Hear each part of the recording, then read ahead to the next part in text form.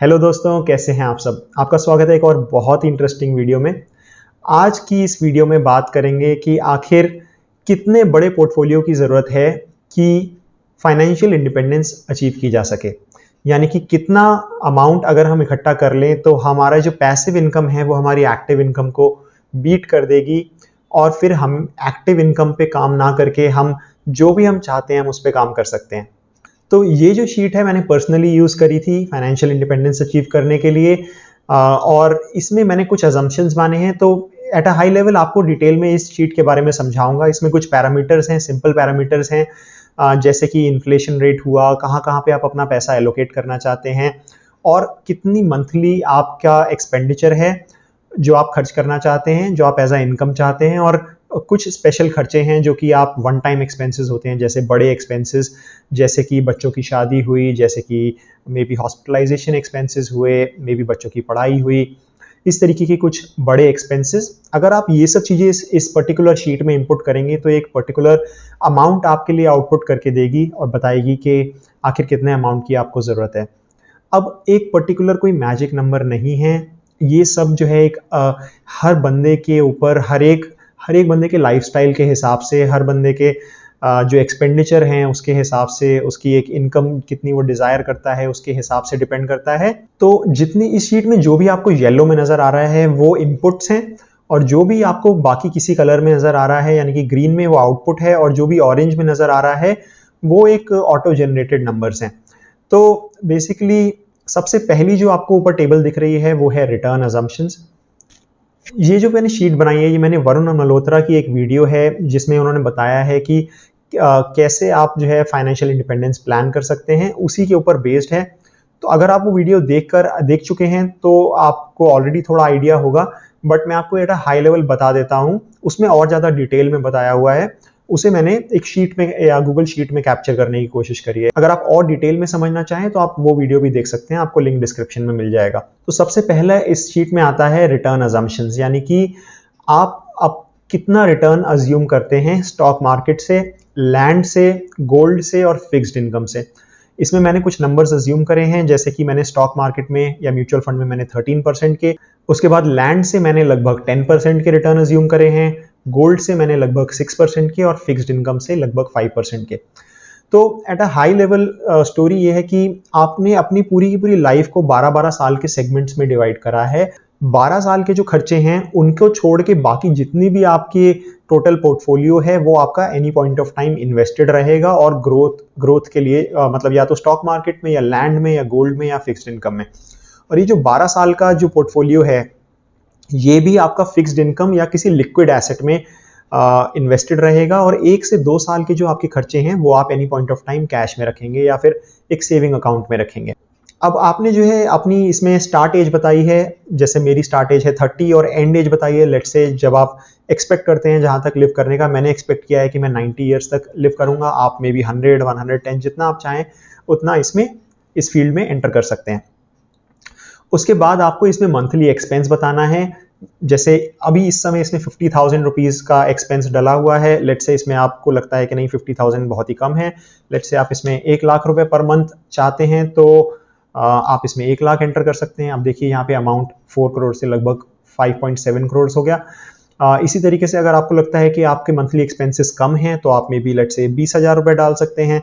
तो ये जो है प्रेजेंट के हिसाब से मंथली एक्सपेंस है, अभी जितना आप खर्च कर सकते हैं, जितना आपका खर्चा है, और नियर फ्यूचर में आप जितना खर्च करते हैं उस हिसाब से आप ये नंबर डालिए। और इन्फ्लेशन का जो भी टेक केयर करने का काम है वो ये शीट ऑलरेडी कर लेगी। उसके बाद अगर आप इनकम टैक्स ब्रैकेट में फॉल करते हैं तो आप इसमें इनकम टैक्स भर सकते हैं कि आप कौन से ब्रैकेट में फॉल करते हैं। और फाइनली एक इन्फ्लेशन का फील्ड है जो आप एक्सपेक्ट करते हैं। मैंने इसमें 6% का इन्फ्लेशन एक्सपेक्ट करा है, आप इसमें 7% का भी एक्सपेक्ट कर सकते हैं या 8% का भी कर सकते हैं अपने हिसाब से। और जो भी इन्फ्लेशन आप एक्सपेक्ट करेंगे उससे जो है ये टोटल फाइनल अमाउंट काफ़ी ज़्यादा वेरी करेगा, क्योंकि बेसिकली जो आइडिया है वो ये है कि जो आपकी मंथली जो आपका पोर्टफोलियो है उसका जो एलोकेशन है वो आपके एक्सपेंसेस को हमेशा बीट करते रहना चाहिए। और अगर इन्फ्लेशन आप ज़्यादा अज्यूम करेंगे तो धीरे धीरे वो जो पोर्टफोलियो है वो डिप्लीट होता जाएगा, और by the time you reach your final end age may be 90 और 100 वट एवर, तब तक जो है वो पोर्टफोलियो पूरी तरीके से डिप्लीट हो चुका होगा। तो इस शीट का जो मेन काम है वो ये है कि ये कैलकुलेट करना कि वो क्या अमाउंट है जो आप अपनी एलोकेशन के हिसाब से इन्वेस्ट करें और आपका जो पोर्टफोलियो है वो कभी भी डिप्लीट ना हो, यानी कि सेल्फ एक तरीके से मानिए जो कुआं है वो अपने आप भरता चला जाए, यानी कि जब आप मंथली एक्सपेंस करें उसके बाद भी वो भरता रहे। इसके बाद आप एसेट एलोकेशन फील्ड पे आएंगे। एसेट एलोकेशन में आप किस पर्टिकुलर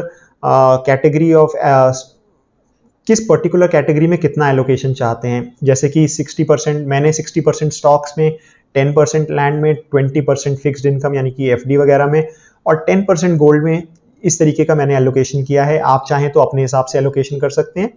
अब ये सब जब आप नंबर्स भरेंगे, यानी कि रिटर्न अजम्पशंस हुए, एसेट एलोकेशन हुए, तो आपको ये शीट एक इफेक्टिव रिटर्न और इफेक्टिव रिटर्न पोस्ट टैक्स बताएगी, जो कि आप यहाँ पे देख सकते हैं।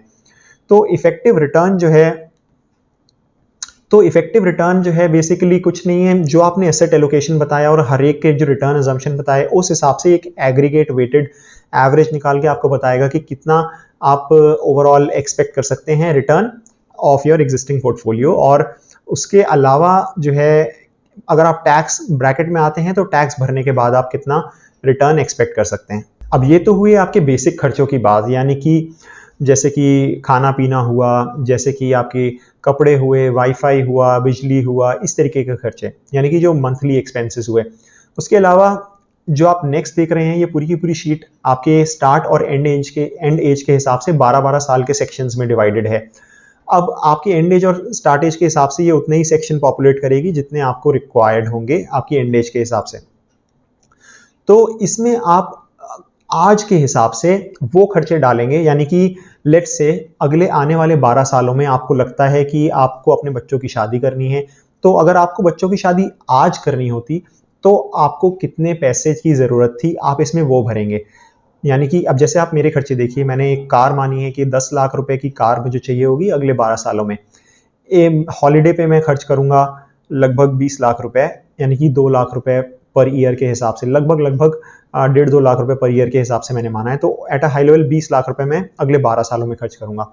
एक घर के लिए मैं 1 करोड़ रुपए खर्च करूंगा। इस तरीके से आपके जो बड़े खर्चे हैं वो आप इसमें एंटर करेंगे, जो कि अगले 12 साल में हैं। और इन्फ्लेशन को आपको अकाउंट नहीं करना है, आपको सिर्फ प्रेजेंट के हिसाब से वो खर्चे डालने हैं। और ये जो येलो में है सिर्फ इसे ही चेंज करेंगे, और जो इन्फ्लेशन एडजस्टेड है वो इन्फ्लेशन के हिसाब से जो है उसे एडजस्ट कर देगा। उसके बाद आता है फेज 2, जिसमें आप अगले 12 सालों में, यानी कि फ्रॉम ईयर 12 टू 24, यानी कि अगर आप जब 30 साल के हैं तो फ्रॉम 42 से 54 साल तक जो आपके मेन खर्चे होंगे आप वो डालेंगे। जैसे मैंने डाला है बच्चों की पढ़ाई, अपनी हेल्थ, हॉलीडे, ये वो एक्सपेंसेस हैं जो आप अपने मंथली एक्सपेंसेस के अलावा करना चाहते हैं। मे बी आप ऑलरेडी 60 ईयर्स प्लस हों या आप ऑलरेडी काफ़ी एजड हों और आपको इन सब खर्चों की ज़रूरत ही ना हो, आपके बच्चों की शादी हो चुकी हो, आप कार नहीं बदलना चाहते हैं, तो आप मे बी इन्हें ज़ीरो भी रख सकते हैं या इसमें अपने हिसाब से कोई भी नंबर डाल सकते हैं। और सिमिलरली जो है फिर नेक्स्ट 12 ईयर्स जब तक भी आपकी लाइफ आप अज्यूम कर रहे हैं उतने जो है आप इसमें पॉपुलेट कर सकते हैं। और बस इतने ही इनपुट रिक्वायर्ड हैं। और बेसिकली फाइनल जो मैजिकल नंबर है वो आपको यहाँ पर नजर आएगा, जो कि आपको बताएगा कि आपको कितना अमाउंट चाहिए फाइनेंशियल इंडिपेंडेंस के लिए, और जो आपने एसेट एलोकेशन अज्यूम करा है उस हिसाब से। अब बात आती है कि आप इस शीट को एडिट कैसे कर सकते हैं। यदि आप इस शीट को ओपन करेंगे गूगल शीट्स में, यहाँ पर फाइल पर जाएंगे और मेक अ कॉपी बटन दबाएंगे, तो ये जो है आपकी ड्राइव पर, गूगल ड्राइव पर एक कॉपी बना देगा इसकी, और इसे आप एडिट करके जो है अपने मैजिकल नंबर पर आ सकते हैं और पता लगा सकते हैं कि आपको कितने अमाउंट की ज़रूरत है फाइनेंशियली इंडिपेंडेंट होने के लिए।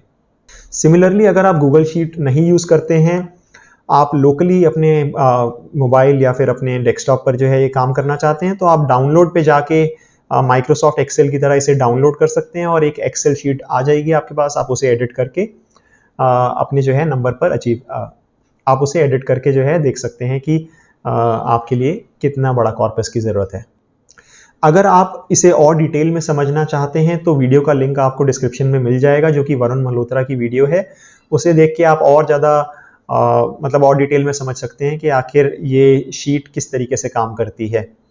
अगर आपको ये वीडियो अच्छा लगा और आप जानना चाहते हैं कि मैंने कैसे फाइनेंशियल इंडिपेंडेंस अचीव करी बिफोर द एज ऑफ 30, तो आपको डिस्क्रिप्शन में और आपको यहाँ पर वीडियो का लिंक दिख रहा होगा, आप उस पर जाके देख सकते हैं।